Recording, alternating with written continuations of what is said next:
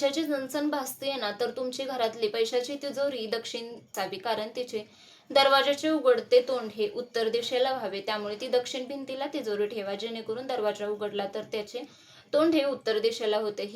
नमस्कार, श्री स्वामी समर्थ. तुम्ही स्वामी भक्त आहात का? धावपळीच्या आयुष्यात आपण सगळेजण कशाच्या ना कशाच्या मागे धावतोय. कोणी सुखाच्या मागे धावतोय, तर कोणी पैशाच्या मागे धावतोय. सर्वजण चिंतेत आहेत, कोणी पूर्ण सुखी नाहीये. तुम्हीही स्वामी भक्त आहात, तुम्हीही स्वामी समर्थांची सेवा करत असाल, तर हा व्हिडिओ आज तुमच्या समोर अचानक आलेला नाही, तो आलेला आहे एका कारणासाठी. त्यामुळे हा व्हिडिओ स्किप न करता अवश्य तुम्ही पहा. समर्थांनी जाणीवपूर्वक तुमच्याकडे तो पाठवलेला आहे. त्यामुळं आजच्या व्हिडिओमध्ये आपण स्वामी समर्थांचे काही मोलाचे संदेश आणि त्यांचे या व्हिडिओमध्ये आपण ब्रह्मांड नायक श्री स्वामी समर्थ यांचे काही मोलाचे विचार, प्रेरणादायी विचाराला एक नवी दिशा देतील आणि त्यामध्ये सुख समृद्धी आणणाऱ्या काही वास्तू टिप्सही आपण पाहणार आहोत. त्या व्हिडिओ शेवटपर्यंत नक्की पहा, कारण व्हिडिओच्या शेवटी तुम्हाला एक बोनस टिप. तिला स्वामी समर्थांचे काही विचार जाणून घेऊया, जे तुम्हाला संकटात लढण्याची ताकद देतात. तर स्वामी टिप ही तुमच्या आयुष्यातील पैशाची चणचण कायमची दूर करू शकते. तर आता आपण व्हिडिओला सुरुवात करूया. तुम्हाला कधीही वाटेल की तुम्ही एकटे पडलात, तुमच्या हातात आता काहीच उरलेले नाही, तुमच्या सोबत कोणीच नाहीये, तेव्हा फक्त हे एक वाक्य लक्षात ठेवा. भिवू नकोस, मी तुझ्या पाठीशी आहे. आणि स्वामींचे नामस्मरण करत राहा.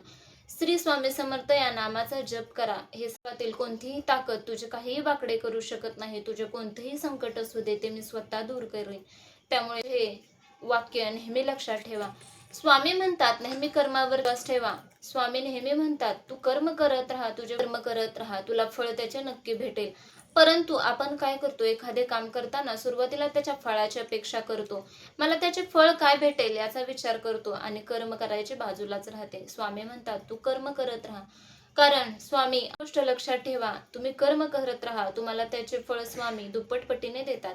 त्यामुळे मनात कोणताही अविश्वास बाळगू नका. करताना जर अपयश आले तर खचून जाऊ नका. आज अपयश आले तर उद्या नक्की त्यातून तुम्ही यशस्वी व्हाल. स्वामींच्या दरबारात उशीर आहे, परंतु अंधार कधीच नाही, ही गोष्ट नक्कीच लक्षात ठेवा. ते म्हणतात चिंता सोडून चिंतनाकडे भर दे. जेव्हा तुम्ही चिंता सोडून चिंतनाकडे भर देता, स्वामींचे नामस्मरण करता, तेव्हा तुम्ही स्वामींच्या जवळ जात असतात. तेव्हा तुमची संकटे दूर होत असतात. स्वामी तुमचे प्रत्येक मार्ग खुले करत. उद्या काय होईल या गोष्टीचा विचार करत बसू नका. उद्या काय होईल या गोष्टीचा विचार करत तुम्ही आजचा आपला मोलाचा वेळ वाया घालवत असता. चिंता आणि चित्ता या शब्दामध्ये फक्त एका अनुस्वाराचा फरक आहे. चिंता तुम्हाला हळूहळू नष्ट करते. त्या चिंतेपेक्षा तुम्ही स्वामींचे चिंतन, स्वामींचे नामस्मरण करायला सुरुवात. स्वामी समर्थ या मंत्रात खूप ताकद आहे. यामुळे तुमच्या आजूबाजूला, तुमच्या मनामध्ये, तुमच्या शरीरामध्ये पॉझिटिव्ह एनर्जी, सकारात्मक ऊर्जा खूप मोठ्या प्रमाणात क्रिएट होते. स्वामी सेवेबरोबरच तुम्हाला घरामध्ये सकारात्मक वातावरण हवे. यासाठी आपण काही आता वास्तू टिप्स पाहणार आहोत. पहिली गोष्ट म्हणजे आपल्या घराचे मुख्य प्रवेशद्वार. आपल्या घराचे मुख्य प्रवेशद्वार हे लक्ष्मीच्या आगमनाचे, सुख समृद्धीचे नसते. तेथूनच आपल्या घरात लक्ष्मी आणि सुख समृद्धी येते. त्यामुळे आपल्या घराचे मुख्य प्रवेश स्वच्छ आणि प्रकाशित असावे. तेथे चपलांचे ढीग नसावे. तसेच तुम्ही घरामध्ये जेव्हा एंट्री करता तेव्हा सुरुवातीलाच घराच्या शू-रॅक नसावे. ही नेहमी गोष्ट लक्षात. मग ऊर्जा दूर करण्यासाठी घराची स्वच्छता करताना आठवड्यातून 2दा तरी घरातील फरशी पुसताना त्यामध्ये खडे मीठ वापरा. त्यामुळे काय होते तर तुमच्या घरातील नकारात्मक ऊर्जा नष्ट होते किंवा ती दूर होण्यासाठी मदत होते. हा उपाय नक्की कायम लक्षात ठेवा.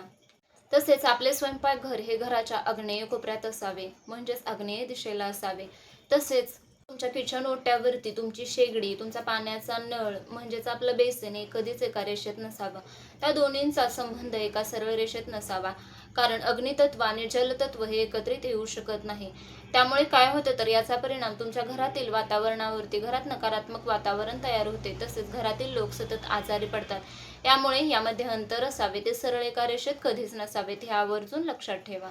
घरात पैशाची चणचण भासते ना, तर तुमची घरातली पैशाची तिजोरी दक्षिण दिशेला असावी, कारण तिचे दरवाजाचे उघडते तोंड हे उत्तर दिशेला व्हावे. त्यामुळे ती दक्षिण भिंतीला तिजोरी ठेवा, जेणेकरून दरवाजा उघडला तर त्याचे तोंड हे उत्तर दिशेला होते. ही उत्तर दिशा ही कुबेराची मानली जाते. यामुळे काय होते तर धन वृद्धी होते. हे अवश्य लक्षात ठेवा आणि आजच तुमच्या कपाटाची, तिजोरीची दिशा अवश्य बदला. व्हिडिओ आवडला तर अवश्य लाईक करा, शेअर करा. अजूनही सबस्क्राईब केले नसेल तर जरूर सबस्क्राईब करा.